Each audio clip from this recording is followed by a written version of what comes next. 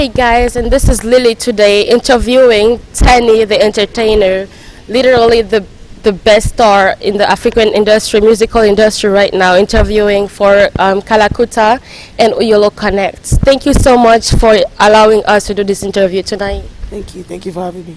All right, so I would like to start with asking you what brings you here in the US at this point, in this moment. Well, I'm on tour, Okay, and I lived here, went to school here, okay. so it's a privilege to be, back in America, touring, doing different cities, and having people sing back my songs at me. I'm just grateful to God. Really, it's an honor to have you here tonight. When I first heard about you, me in particular, it was back in 2017 when you Fargen was coming out, and I know, God knows that day I was like, oh my God, this is it. I was like, I don't even know who she is, but this is it. I don't want to hear anything else. Like that's it. And then 2 months later, you literally blew up. So tell me, what has it been like until then? What was the journey like?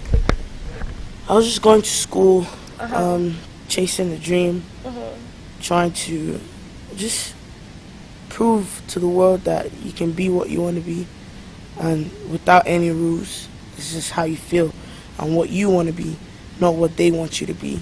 So I was just working hard, going to school, and just believing, and it happened.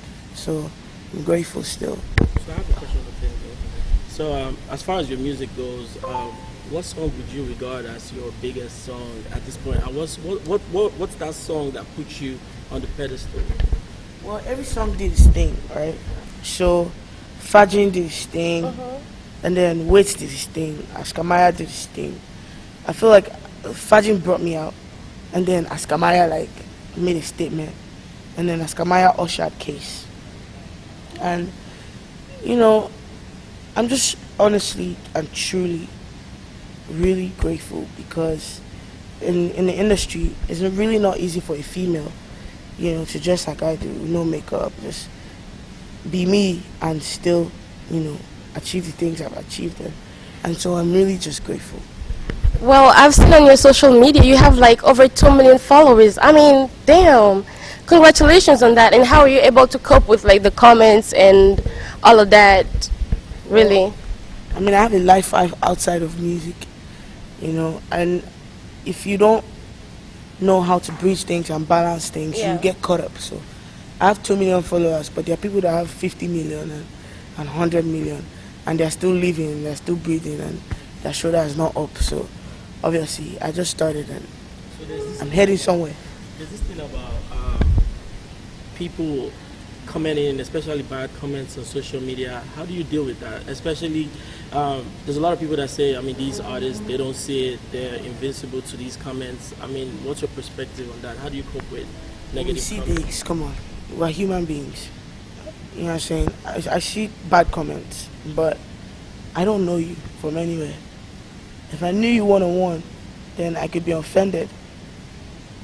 I don't know you from anywhere, so sometimes I might just mess around and just play with you back.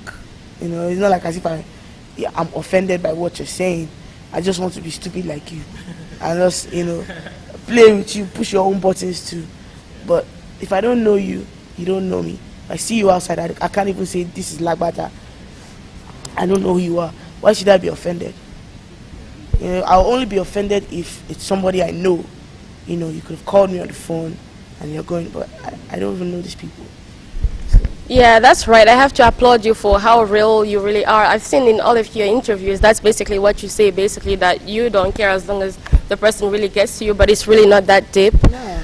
And so on that note, I would also like to... only if it costs my mom. Oh, And even if it costs my mom. that's... Yeah. For my mom to be able to raise a superstar.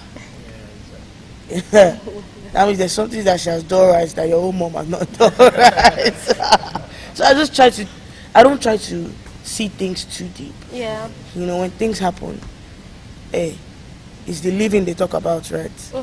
If I were there, they'd be writing RIP. So I'm happy that I'm even alive that they can talk about me.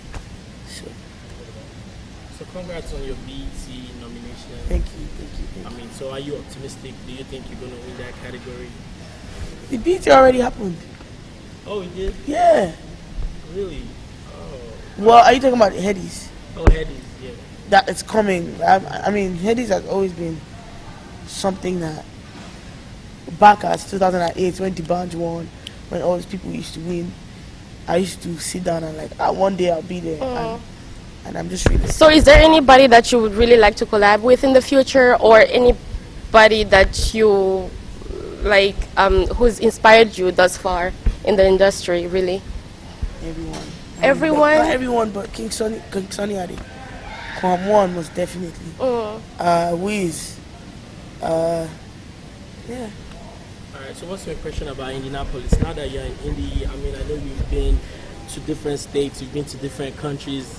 What's your One thing I know for sure is Indianapolis has good Nigerian food. From Kalakutah. From Kalakutah, obviously. It's the I ate some best, good yeah. food. Seattle, these other states don't have. They try it, but Oh it's Lord, not Seattle there. was terrible. But yeah, I've eaten good food today, so I'll say shout that. out to Kalakutah? It's a big shout out to Kalakutah. So what do you expect tonight? Are you shutting it down for us today? Tonight, I just want to have fun with my real fans. You know, sing, let them sing back, enjoy. And It's gonna be amazing. We're gonna see you over there, and hopefully, it's gonna be crazy. It will be crazy. Alright, All right. Thank you so much for having us. alright, thank you. Thank you.